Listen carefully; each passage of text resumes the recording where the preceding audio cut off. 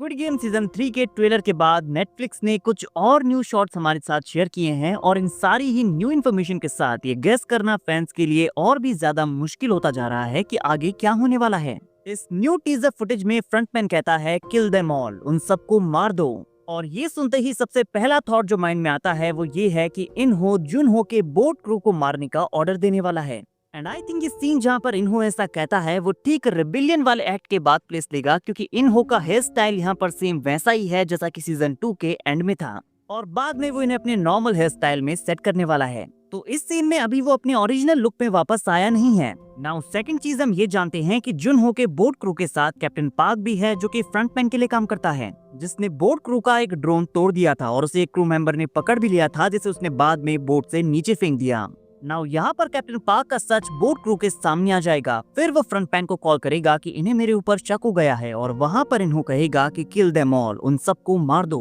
तो यहाँ पर फ्रंटमैन कैप्टन पार्क के साथ बात कर रहा है। मे बी हो सकता है कि Junho and crew finally Squid Game island को ढूंढ लेंगे और यहाँ पर कैप्टन पार्क फ्रंटमैन को कॉल करेगा कि आइलैंड उन्हें मिल चुका है। फ्रंटमैन कहेगा कि उन सबको मार दो इससे पहले कि वो लोकेशन तक पहुंचे। एंड कैप्टन पार्क एक्चुअली कुछ क्रू मेंबर्स को मार भी देगा, बट एट द एंड जुनहो उसे एलिमिनेट कर देगा और मिशन कंटिन्यू करेगा। बिकॉज ट्रेलर में अब तक हमने जुनहो को अकेला देखा है, सो मे बी उसके बाकी के फ्रेंड्स मर चुके हैं। नाउ गाइस, अगले कुछ शॉट्स में हमें वही सेम सीन्स दिखाए गए हैं जो हमें ट्रेलर में भी दिखाए गए थे और यहाँ पर शामन लेडी का गीहुन को मॉक करने वाला सीन भी है। बट नोटिस करने वाली चीज यहाँ पर ये है कि जो फोटो गीहुन की नेटफ्लिक्स ने रिलीज की थी उसमें उसका लेफ्ट हैंड हैंडकफ किया गया था, बट इस वाले सीन में उसका राइट हैंड बंधा हुआ है। मतलब गीहुन को दोबारा हैंडकफ किया गया है और इसके पीछे मेनली दो रीजंस हैं।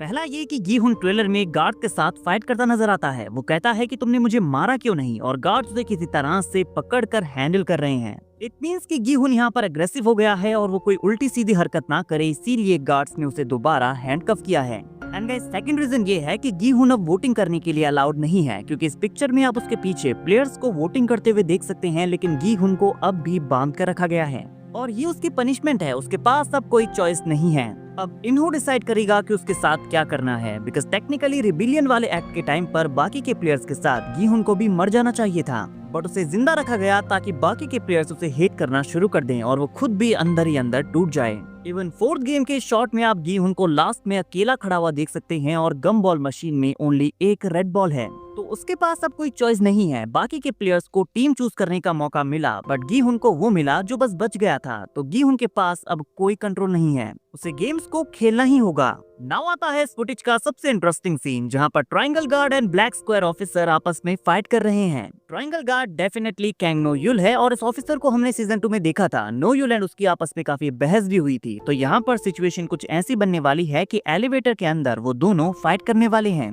एंड इट लुक्स लाइक कि ऑफिसर के पास यहाँ पर कोई वेपन नहीं है, सो मे बी नो युल ने उसे जबरदस्ती गन पॉइंट पर रखा है ताकि वो उसे फ्रंटमैन और किसी सीक्रेट तक पहुंचाए। बट अचानक ऑफिसर मुड़कर नो युल की गन को पकड़ लेगा और वो दोनों फाइट करना शुरू कर देंगे। सो आई एम अज्यूमिंग कि ऑफिसर का लास्ट सीन होने वाला है, क्योंकि उसे यहाँ पर गोली लगने वाली है। नाउ एक और न्यू शॉट यहाँ पर है जहाँ पर ग्रैंडमा रो रही है और इसी का एक डिफरेंट पार्ट हम ट्रेलर में देख चुके हैं। सो प्रोबेबली ये नाइफ एंड की वाले सीन के बाद का शॉट है जहाँ पर उनका सन प्लेयर नंबर 7 मर गया है। एंड गाइस, ये दो ट्रायंगल गार्ड्स वाला सीन भी कम्प्लीटली न्यू शॉट है और मैं यहाँ पर एक थोड़ी सी बोल्ड प्रेडिक्शन करना चाहूंगा कि हो सकता है कि ये दोनों guards Kang no Yul and Junho हों, क्योंकि ट्रेलर देखकर हम ये ऑलरेडी आइडिया लगा सकते हैं कि Junho and Kang no Yul surely एक पॉइंट पर एक दूसरे के साथ मिलने वाले हैं। तो ये भी सेंस बनाता है कि वो गेम्स को रोकने के लिए टीम अप करेंगे और किसी को उन पर शक ना हो या कोई उन्हें पकड़ ना ले, इसीलिए जुनहो एक बार फिर से सीजन 1 की तरह गार्ड का कॉस्ट्यूम पहन लेगा और मे बी इस पिंक कार्ड के कॉस्ट्यूम के अंदर प्लेयर 246 हो सकता है,